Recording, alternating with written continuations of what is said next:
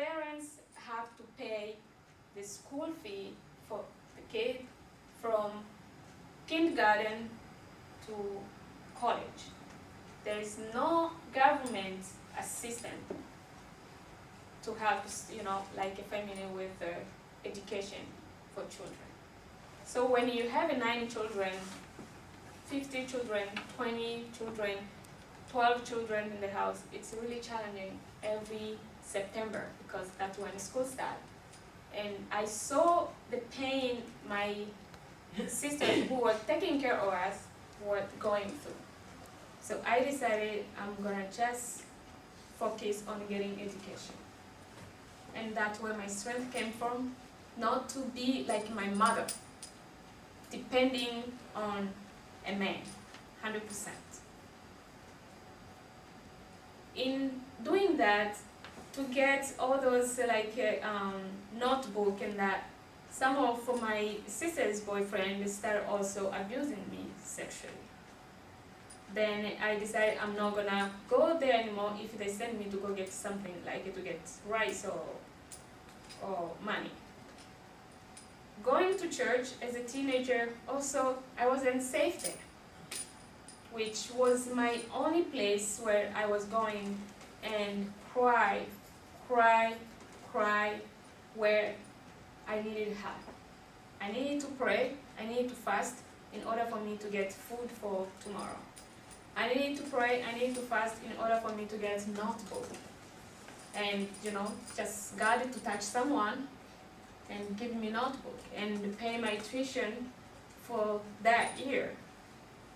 So that was my life. And that's where my strength came from. The pain, the anger. That anger helped me to take the direction that was totally different from my father and my mother. And it's very, very important. I can really tell everybody, it's important to know your parents' lifestyle that they had. That way it will help you to decide if you're gonna follow them or you're gonna take your own path. It's very, very important. That helped me to be who I am. We are 22 children. I'm the only one who got masters. My other sister, who passed away in 2011, got bachelor. So imagine, in 22 children, all of them give up just because the situation was so critical financially. But I didn't give up my life because of that pastor, who was my coach for my vocal voice, because I was singing solo. He was my pastor, like a spiritual, mentor. But I was able to continue and one day to break it. I said about that in the book.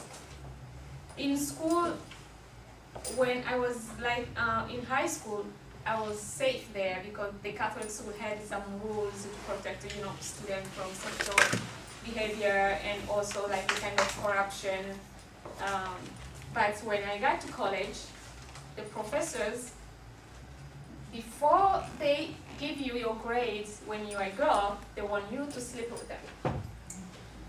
A boy, you have to pay money, buy goats or buy things like this for their wives if he's married. So several times my professors, they told me, oh, Ramazani, you need to meet me to the hotel, Chikoma there. No, I'm not going. And you are not gonna get your grades. Who do you think you sit in high school? See? Mm-hmm. And one professor called me. I was in my room cooking. My roommate wasn't there. I went in his office and he took his pants off. My professor. Mm-hmm. He was married, but he said, I always drive him nuts in French with my beauty, and also I didn't do well for the exam, which I was like, I'm not stupid.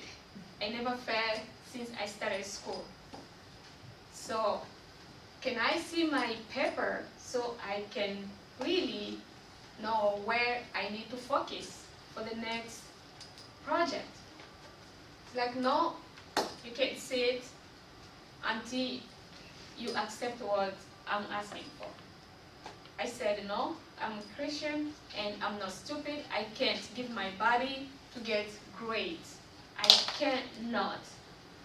The school, I'll be done with it one day, but my body, I will stay with it forever.